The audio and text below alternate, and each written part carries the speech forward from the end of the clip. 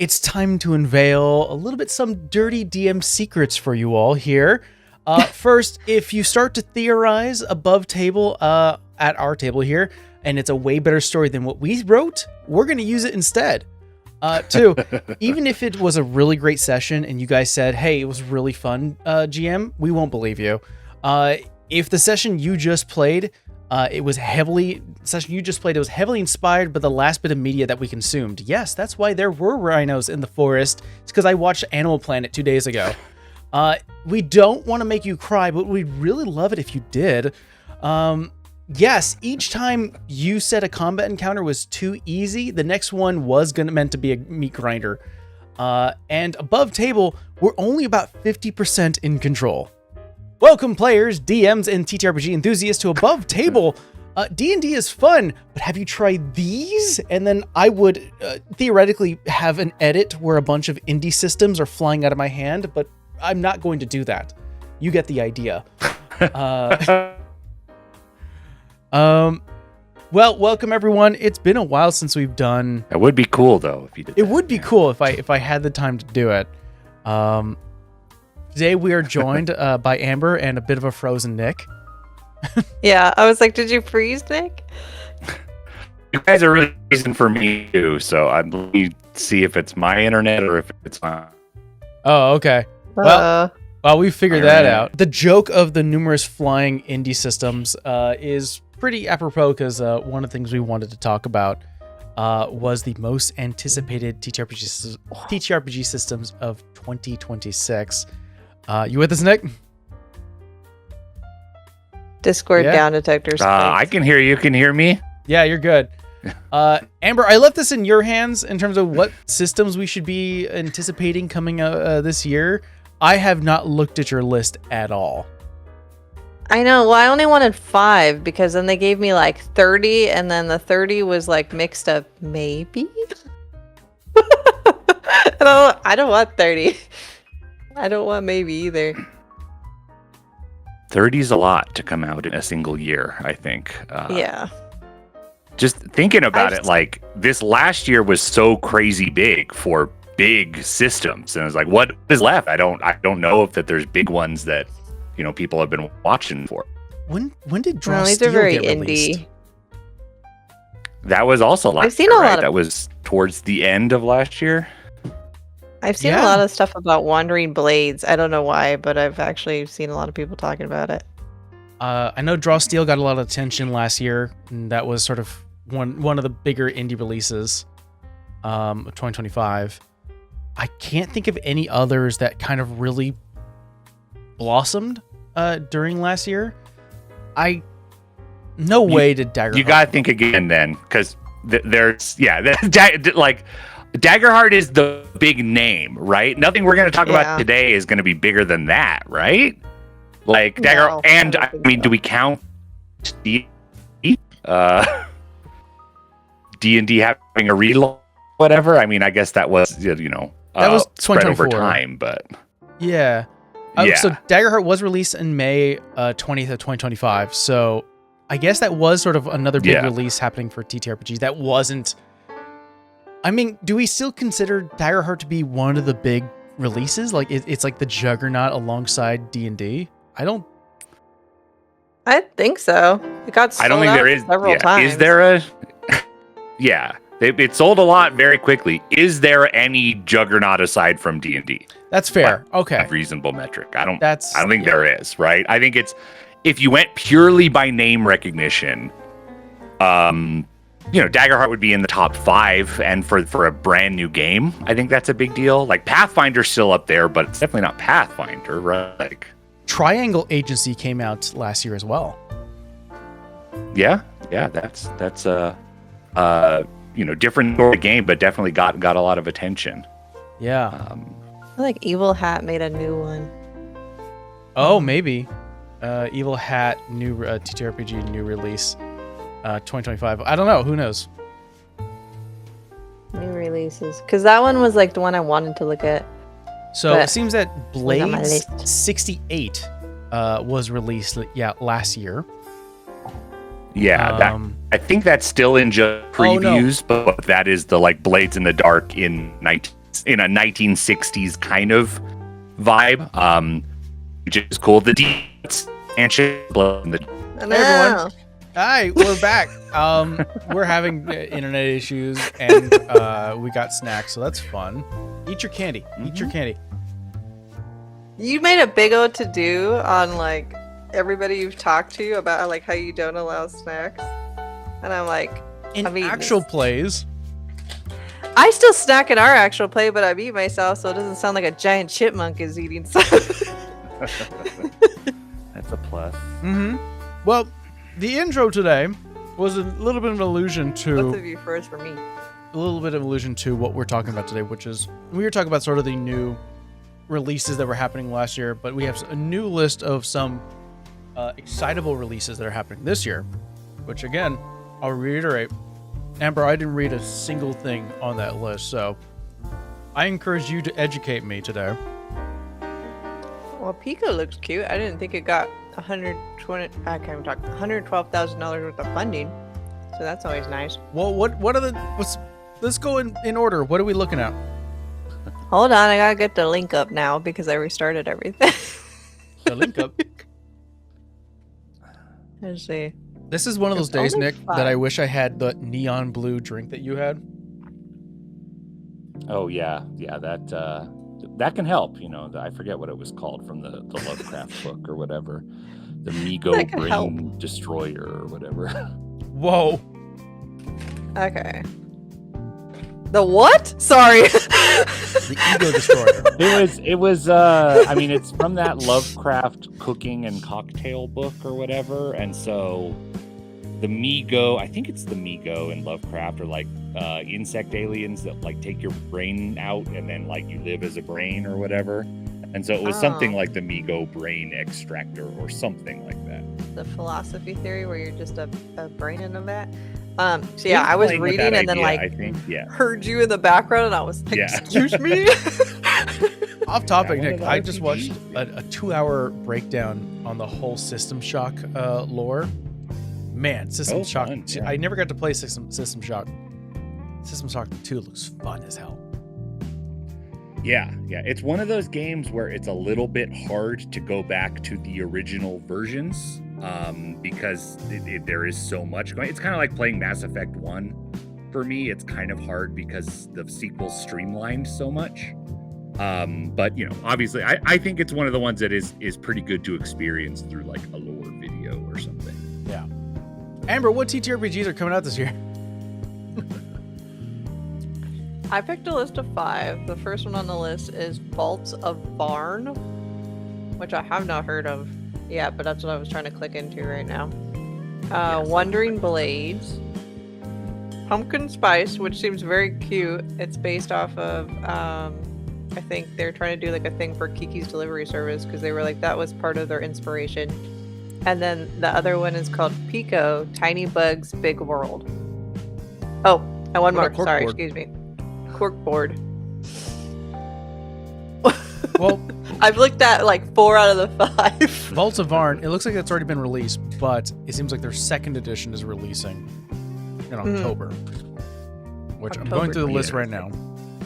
This one I know a bit about. I haven't played Vaults of Varn, but I know it's based on Knave, which I have experience with, and I have the second edition Knave books. Knave is a really, really stripped down rule set. Like I think the original version of Knave is available for like $1, and it's like 8 pages. And it's like 3 stats, and it's a ultra light, but does a really good job of giving you what you need. And it has the advantage of you can play basically anything that was ever compatible with a version of D&D, any adventure, you can kind of just run with Knave without needing to change a lot. That's Because cool. it's that stripped down, it like fits into it, which I like a lot. And Vaults of Varn is like a science fantasy, really cool world building on top of that like relatively simple rule set. So I don't know a ton about what's been changed in the second edition, but like one of the things that Knave does, and it does it in the second edition, and a lot of games that have spun off of Knave do the same thing, where like inventory slots are really important. And like when you want, if you're gonna cast a spell, you like have a spell book or a magic item, and that takes up one of your inventory slots. And so if you want to have 3 different spells, that's 3 of your inventory slots that are taken up. Oh, and when you get, when you get hit, you usually have like HP or something. Maybe you have 6, 10 of those. But when those are gone, you get wounded, and that goes to cross out an inventory slot, and you cannot carry that thing for a while. So it's very much like, and I think what Knave does is your inventory is equal to your strength or your constitution or something. Other games just say you have 10, or 12 slots, but like it ties everything into there in a cool way. And I think Vaults of Varn has a lot of cool, like weird magic tech gadgets and things that you can find. Yeah, I'm going through its backer kit site, and the first image that sort of caught my attention was a rhino person holding a skateboard. It says that the second or updated edition includes an extended bestiary featuring over 100 creatures. It says its goal was to complete an lasting experience for players while preserving the unique science fantasy setting. That does sound like fun. Like, the thing about these ultra light, stripped down rules is that they can be very flexible and very quick, but it's up to the players and the GM to like make it flavorful. Like, 5e, the D&D has a lot of flavor. Like, you read a spell description and whatever, there's a lot of like lore associated with it. But a lot of these stripped down versions, it's up to you. It's what do you already know, or what do you make at your table? And so Vaults of Varn like gives you a lot to work with. It reminds me of I have the first edition of the Ultraviolet Grasslands setting, which is a really cool trippy like science fantasy world that's based on like psychedelic music and everything, and it does similar stuff where like you can kind of use a bunch of different rules to play it, but it's just a super flavorful world with a lot of stuff to explore and dig into. That's cool. I like the fact that I'm going through the page right now, and to your point, Nick, I'm starting to enjoy systems way more that they give you like a cost for a thing, and then they tell you if you do this action, it has this result, and it doesn't really give you too much in terms of like what that looks like. Like if one of the actions is it costs you a point, and the reaction is you alter a material, and that gives the player or the GM, depending on who wants to take reign in terms of descriptions, to tell the story of how that actually occurs. I like the freedom of less is written, giving more opportunities for the actual story. Yeah. I love those. A lot of blank spaces in the rules that, you trust that you'll figure out at the table. I think that's the best way of saying is that because there's so much blank space, it's a lot more fun that way. Fireball, like for like a D&D, if we're using that sort of as a thing, like, yes, there's a lot of reflavoring it, but if you were just to hand it to someone who's never played tabletop, they just go, oh, a ball of fire explodes. It reads it right there that an explosion occurs at this point. But if you say, an eruption or a force ejects out by the use of 1 point, you're like, what does that mean? And it gives sort of a lot of opportunity. Yeah. This looks so good. It looks. I honestly, obviously, I think it's pretty true, especially when people like they talk about food, about how you eat with your eyes first. Yeah. Yeah. The art here is just so good looking. And it's funny. I like how Pico looks. You're mentioning how Knave. I was like, Knave. Where have I heard that before? But that was another sort of fantastical medieval system that came out.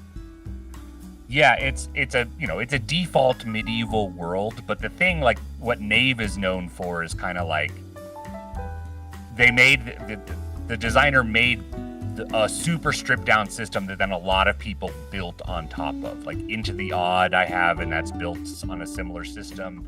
Cairn is built on a similar system. Like a lot of things were then built on top of it that expanded it in different ways and kind of tweaked different aspects of it. But yeah, a lot of them do assume, like, here's how much damage a sword does or whatever. Like that's in the rule book. Yeah. Assuming players are wearing like medievally armor, assuming that traveling through the forest and foraging might be a rule you might want to know. Whereas in Vaults of Varn, it's like you're exploring this like ruined world with covered in blue sand and delving into these weird vaults, and it's presenting you with different things to do as a group of players.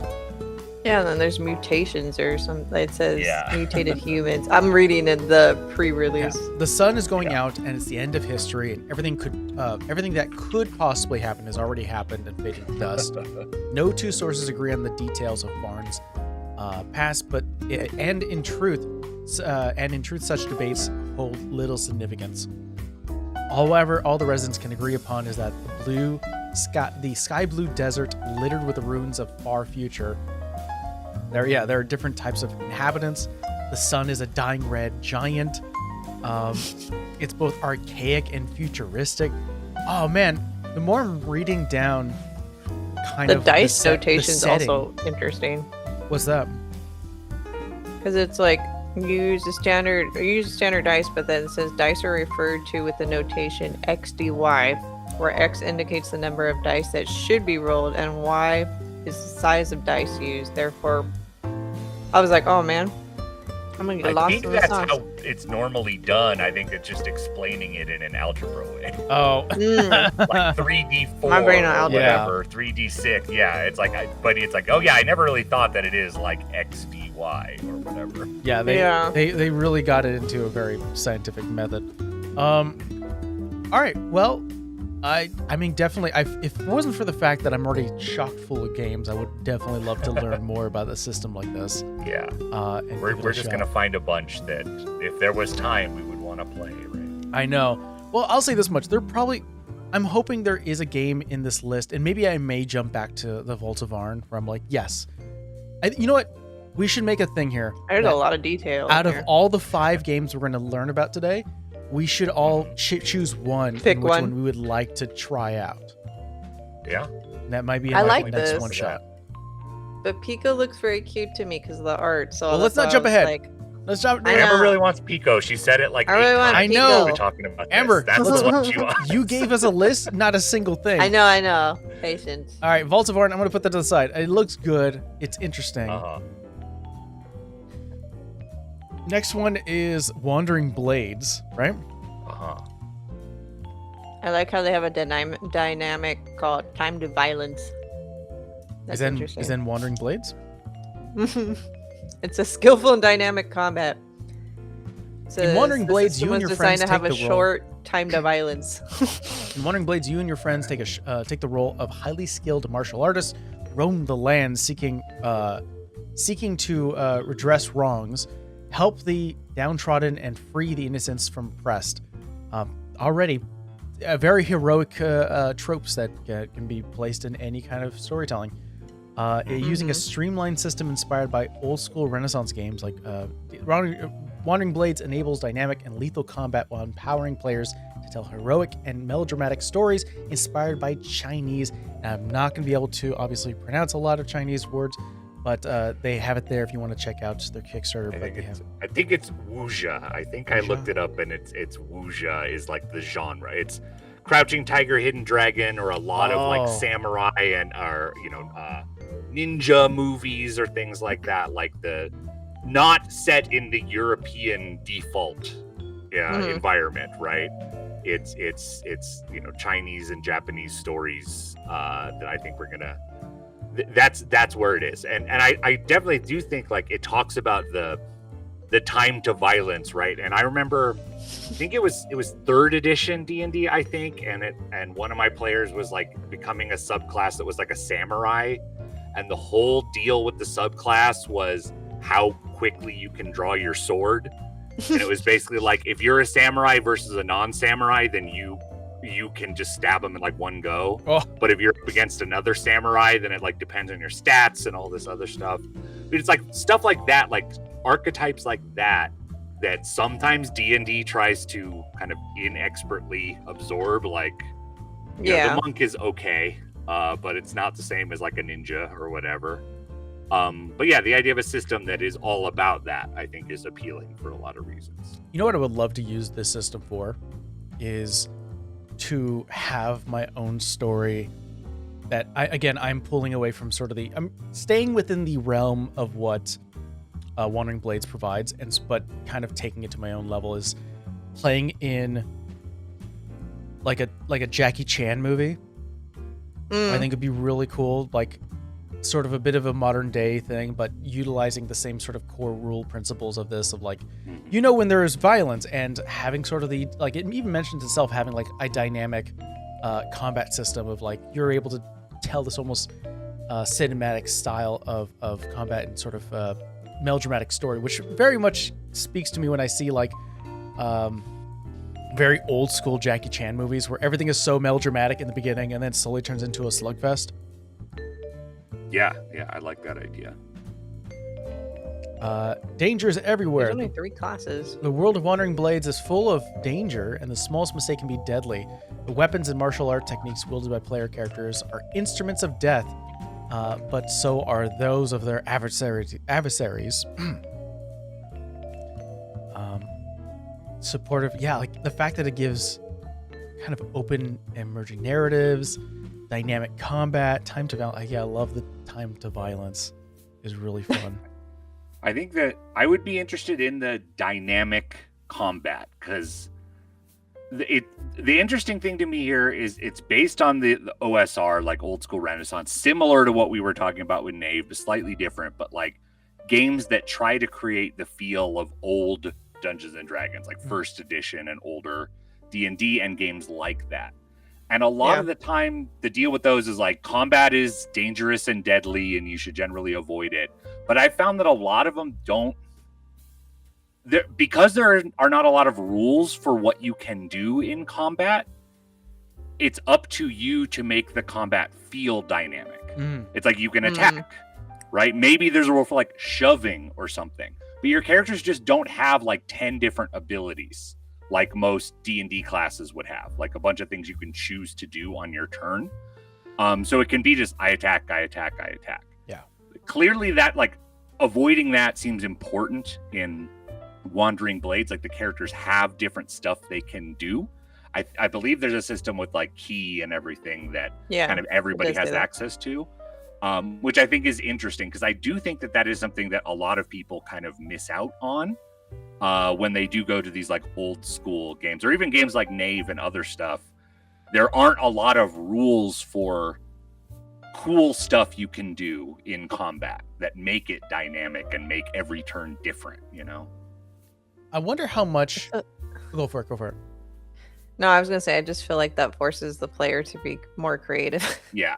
And that's not easy for everybody, right? Like D&D, being able to go like, I'm going to use flurry of blows or whatever, and like have a list of what you can do, helps a lot of people, right? Not everybody can think up a cool way to describe it every turn. Not to pull from personal experience, or at least from our all shared personal experience, all 3 of us here at the table, is I remember in Thomag, you provided one of our fellow players a ring of kung fu, or was it like a ring of martial arts? And it really was like dependent on how strong your creativity was. And a lot of what we've seen, like, it is difficult to be very creative. Like occasionally we will hear like a response of like, I do a spinning kick, and it's like, anything else? No, that's all I got for you. And not to say that it's a bad answer, but it definitely isn't like, I'm assuming what the intention of the magic items for. So I could definitely see how it could be very difficult to be like, well, I don't know. I'm going to pull back from what I know. This game too, I'm curious because it says it features superhuman martial art techniques strengthened by ki. So that seems like that's one resource. It has no skills, but only has attributes. So that's a second resource. And so now that gets me to think, a lot of what is being listed here is all about action. So maybe that's the main focus.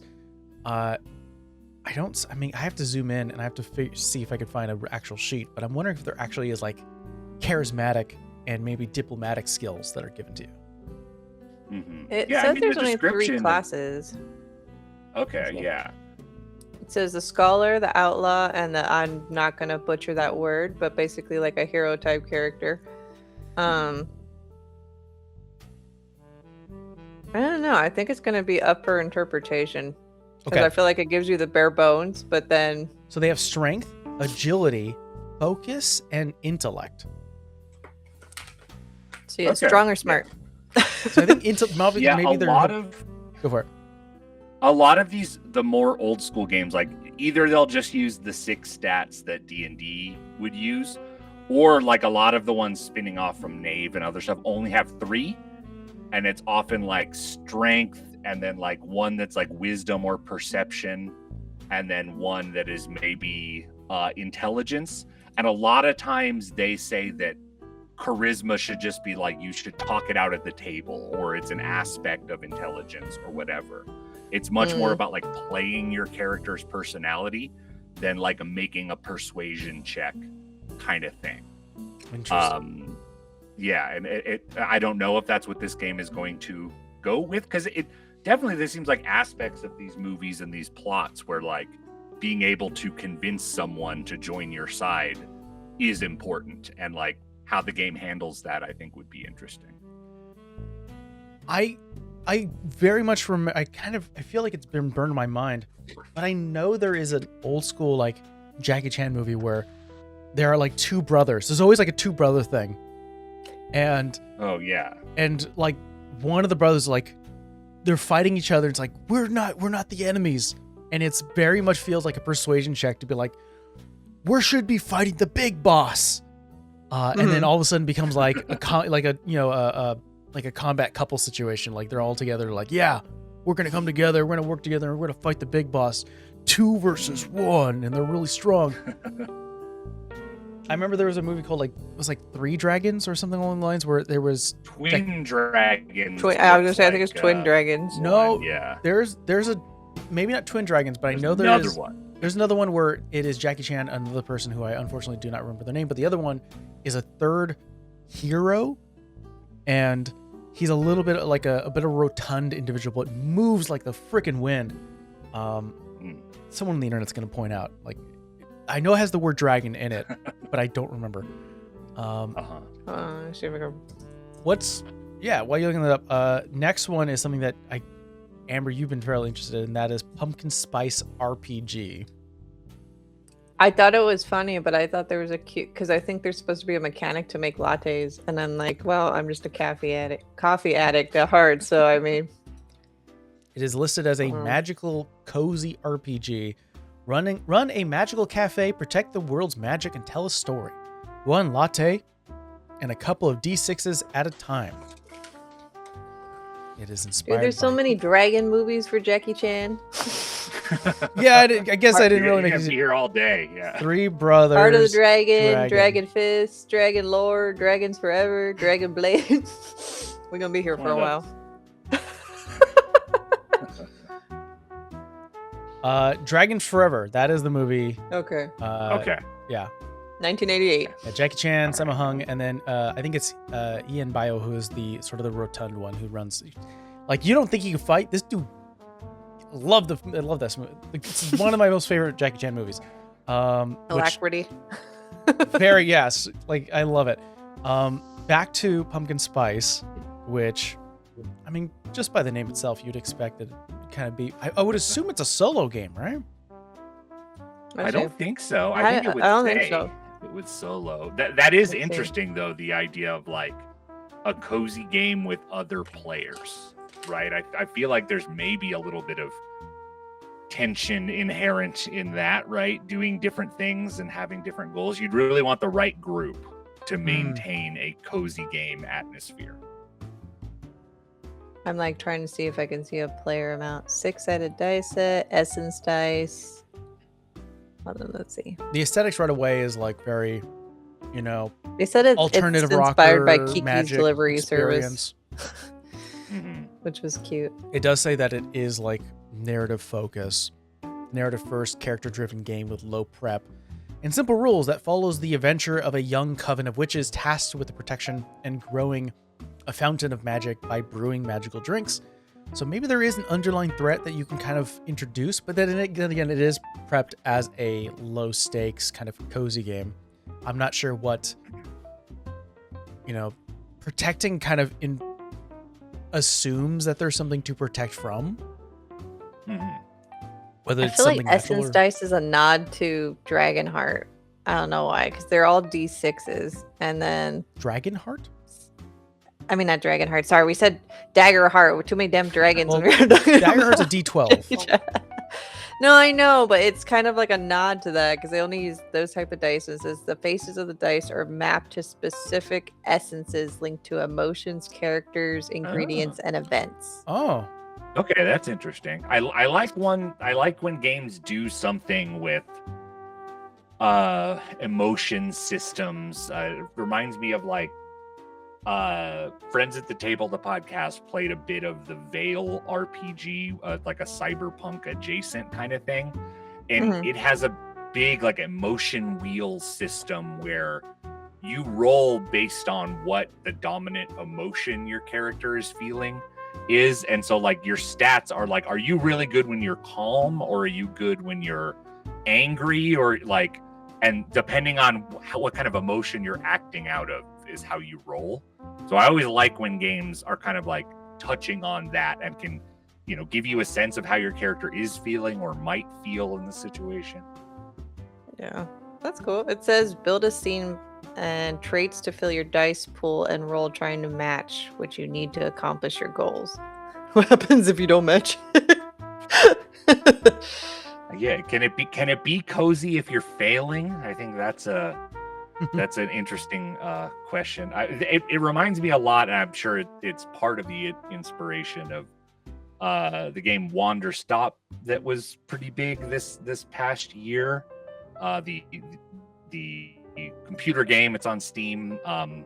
You play like an adventurer that setting off to be the greatest fighter in the world, and then you're getting hurt, and you have to stop and work at this tea shop. And the whole game is like, no, actually, you just have to hang out and work at this tea shop.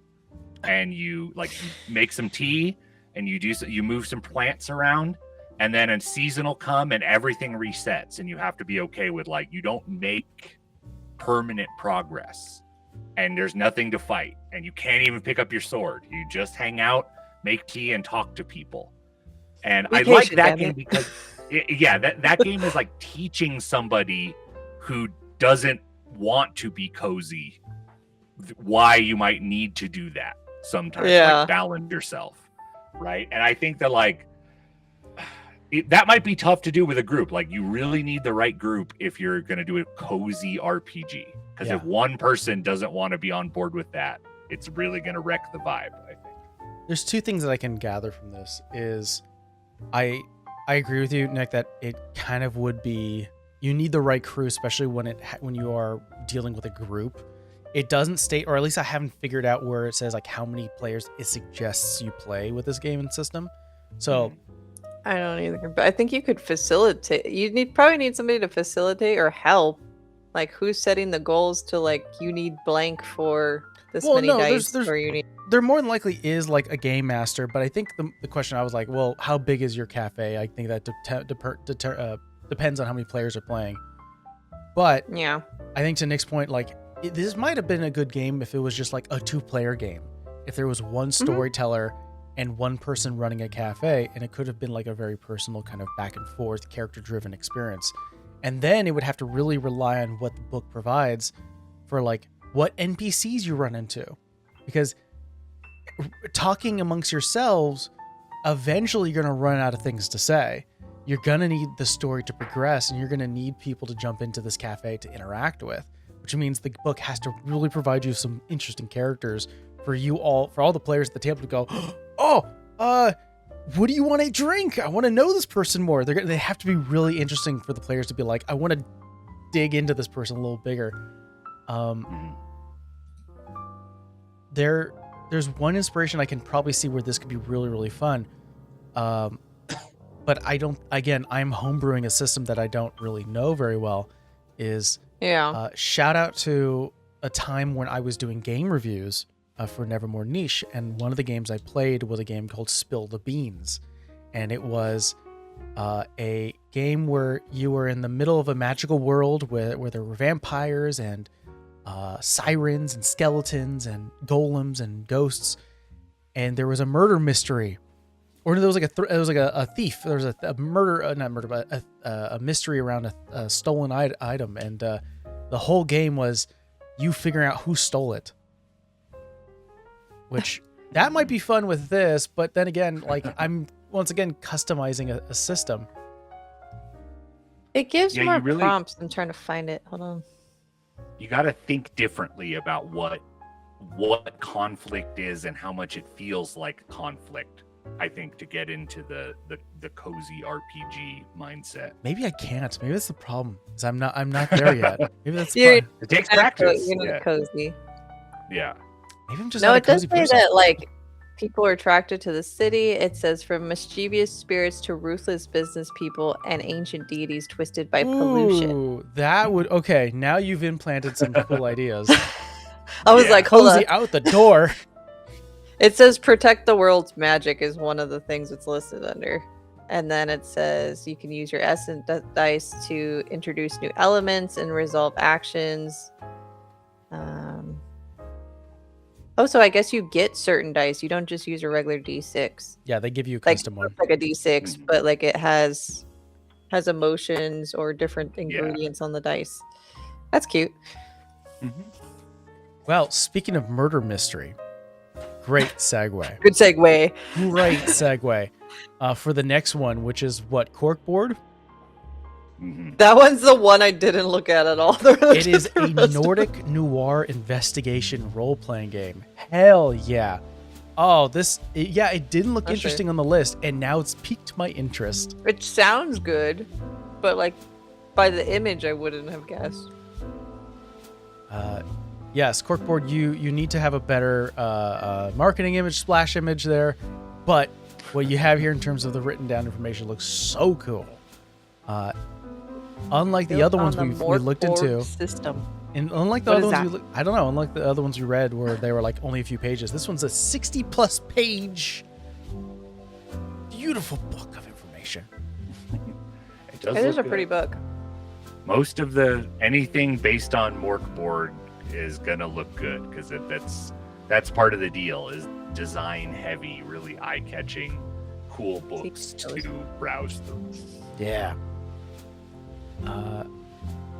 Enter Nordic noir, dark crime fiction set in the cold Scandinavian landscapes, populated by the weary investigators who press on despite their own ruin. The heroes aren't clean, they aren't unbroken, they're just people who keep fighting because they must. See, we're all just back in the motion here. Broken Inspector sounds like what you are, like your two characters combined together in Blades. Like, first of all, Graham's not Cola broken. Graham. Absolutely not. Broken Inspector, haunted by cases gone cold. That's such a good tagline considering it's in Scandinavia, or inspired by that. Media hound, obsessed with the next big story. Crusading lawyer, seeking justice even if it breaks you. Addict snitch, trapped between loyalty and habit. Grief counselor, burdened by the weight of others' pain. And youth cultist, fleeing shadows that still whisper your name. Oh, these are the classes. Yeah. Interesting. Oh, wow. Huh. I wonder what the goal... I mean, it's a murder mystery, so I'm assuming there's like a mystery you have to solve. Yeah, it talks a bit about, on the Kickstarter page, about the clue chain, a structured method for creating and running investigations. I think, like, running mysteries is one of the trickiest things in RPGs, and a lot of stuff has been said and written about, like, the right way to do it, like, do a murder mystery. So the idea of an entire game that's like based around following clues in a murder mystery or some kind of mystery situation, that is appealing because that is not something that I feel like is solved in RPGs. I feel like there's a couple of good systems that have tackled it, but I definitely would be down for a game where like that's the whole deal. It's not like taking a dungeon system and trying to solve a mystery with it. It's no, the mystery is the point, right? Yeah. That's sad. It says in Corkboard, the real enemy isn't monsters; it's the reflected pain of your broken lives. Saw that too. I'm like, oh, okay. Yeah, that sounds like Delta Green and other ones like that, where like stress management of your character is a big deal, and then you like off-put your stress onto the relationships in your lives. And so it's like you're solving the mystery, but your life is dissolving while that's going on, you know? Amber knows that concept so much because that was sort of the baseline of amalgamation, where I was like, oh, I want to make... The amount of times I heard Delta Green. I was like, I'll sort of make a simplified Delta Green, because Delta Green itself is a very meaty book. Yes. With a lot of like... And it's very heavily reliant on the tables they provide you. Not to say that you have to, but like it's encouraged. And I was like, no, it's too heavy. It's a too heavy game. Yeah. But I do like, that was one of the concepts I thought was really cool, which is why in like amalgamation during downtime conflicts, one of them could be a life, like a personal conflict. And I was like, a little hint towards Delta Green, because it was a really fun concept.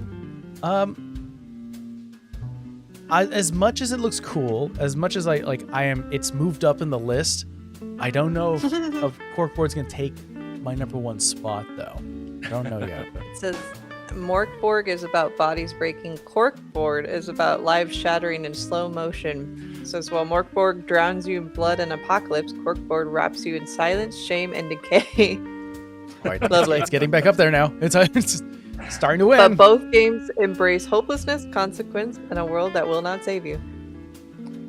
I'm sure that I know there's like a million in the genre, but the only one I know is like the Girl with the Dragon Tattoo series, as far as like Nordic murder mysteries. And like I like the Fincher movie. I haven't seen the original ones.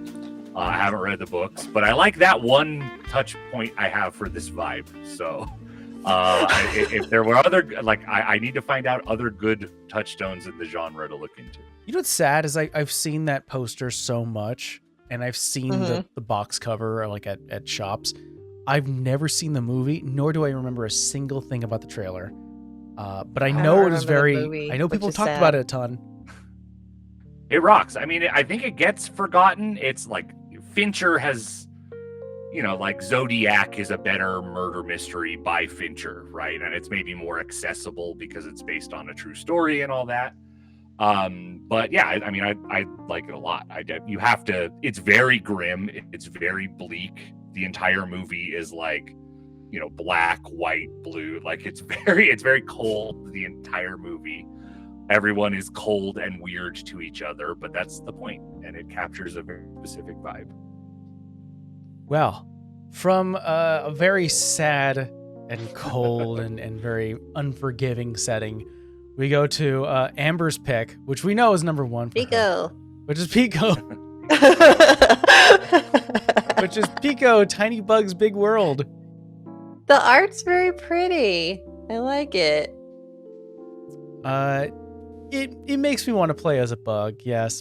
Pico is a tabletop Yeah, it makes role-playing me want game. to play as a bug. For 2 to 6 players, about a small adventures in a big world. You play as tiny bugs band together to explore, make friends, and solve mysteries. We're solving mysteries a lot. Legati would love this. You have a whole hat and everything. Next. He's already halfway to being I a can bug. see a bug, yeah. Let's see here. It is, with a few tiny bugs to keep Pico things Tendo fresh. From the little image. Oh my god. Pico. Oh yeah. Let me tell you a story. There was a night many, many years ago when everything ended. Bugs aren't that great at writing things down. That's adorable. So nobody really thought to record the particulars of the event, but the events were lasting. Pets ran free from newly quieted house. Also, like humans just were gone. That's Look what at the it art sounds though, like, because there's a skeleton hand. Mike put the art somewhere here. Not licensed by us, but there's like a skeleton hand on the remote, and it's like Pico Tendo. But then there's all the bugs climbing over like the hand with vines. So I'm like, I don't think we exist, man. Listen, if I didn't edit the opening with me jumbling all the indie things out, I'm not editing that as well. You can go find it yourself. But no, this is Tiny Bugs, Big World. This is really adorable. So, in a world where the remnants of like a human, like it's a post-apocalyptic world. Chompers. Why choose chompers? Oh, so you have like there are certain bugs and classes that you can pick. Spend nectar to build your very own unique bug, choosing from chompers, suckers, peepers, shells, slime, feelers, scuttlers, grippers, wings, glands, tails, and more. Build your own bug. Very charming. Yeah. Oh man. Oh, I kind of want to play this. Pico Stereo Titans. clips. I don't think I'm saying that right. It's from the, I believe it's from the designer of, and it uses the same basic rule set as Wild Sea, which has been like near the top of my list for a long time of games to get and try out, which is like I think that's post-apocalyptic, but it's a world where it's entirely forests, and most of the action is like you're on what are essentially like ships that are chainsawing through the canopy. Like chainsaw ships or whatever, and it's a bunch of like it's narrative first and a bunch of really interesting and weird character types. And so it says this uses like the same sort of engine, D6 narrative dice pool, pushes the story forward to outcomes of triumph, conflict, or disaster. Right? It could be like the systems that have partial success or success with a cost, that kind of thing. It definitely sounds like it's that idea. And yeah, the picture of the cat with the ship on its back and you're riding around. I think that's the Pico Titans, right? It's you all ride around on the back of a giant animal, and that's like your ship. I combined two words together because it's like there's moods and it says dictate how your bug feels. And it says feeling shy or witty. And my brain went, feeling shy or shitty? It's like, oops. I'm sure that comes up too, right? I mean, I'm sure sometimes, bugs feel it too. This does look very, very adorable. It says, what does it say? It says, hold on. Your little bug will always be all right in the end, but feeling positive or negative gives you a mechanical benefit to boot. So feeling negative is gonna give me a mechanical benefit. Probably better at doing certain stuff, right? When you're not in a good mood. So I think we need to decide. I think this is what we're gonna call today's above table, but we need to decide which one of these 5 do you want to try this year. I'm gonna preference everyone here who may be watching as well as my GMs at the table. Asterisk, we may or may not play it. It really depends on timing. Boy, running a company is hard. But Amber, what's your choice? You already know. I want Pico, but I also kind of am intrigued by Corkboard now. So a grim murder mystery would be an interesting thing for us to play, and like to try to treat it seriously. I think would be I don't think we would succeed, but it would be fun to not. I mean, we've played games about dying so many times, and somehow humor always finds it our way. Yeah, it's a good way to alleviate some stress. Yeah. I feel threatened by Corkboard because my own game. Feels very, very different sort of thing. Sure. I think it feels different. Investigation. I want to play Vaults of Baron, that one or too. Varan. Yeah. I mean, Vaults of Varn or Pico. Finding out that Pico is based on Wild Sea definitely like moves it up a lot for me, because I've read a lot that I like about that system and that world. So I'd be very happy doing either one. Both of them, I feel like the danger would be you wouldn't want to stop after a one shot. I think maybe Pico even more. Like if the system and world of Pico clicks with you, I could see like, damn, I just want to be a bug all the time. I kind of want to. I'll give it a shot. I'll give Pico a shot. I guess Pico does win in terms I feel of. like it has to be a campaign or a mini campaign, but I also feel like Corkboard also has to be it because the book is so damn thick that I feel like you probably couldn't just do that in one. Oh my god, Pico is a hardcover offset print book around 300 pages. That's yeah, a it's book. like a source book, dude. That's a whole big thing, yeah, all in its own. I think part of the reason corkboard is long is because all the Morkboard books have a lot of full splash illustrations. I think is the idea. I think that corkboard would be set up to do single mysteries or short term, because a lot of these investigation games where your like characters are living a rough time, they're gonna like burn out, right, fictionally, and it makes sense to do a different focus and a different story. I think that one would be like maybe 2 to 3 sessions, depending if you do a session 0 just to figure it out. Yeah, but potentially. Let's try out Pico. Pico's long term.